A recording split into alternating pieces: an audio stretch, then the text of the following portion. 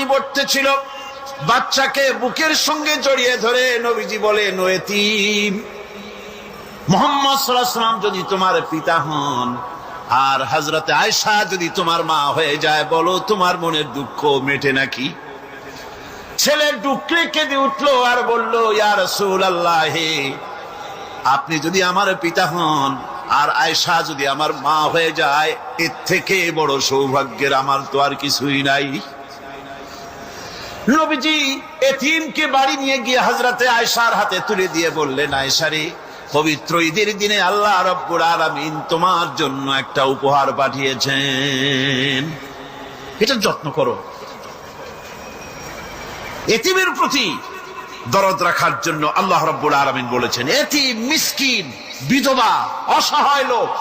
তাদের প্রতি যাতে করে মুসলিম সমাজ লক্ষ্য রাখে, সেজন্য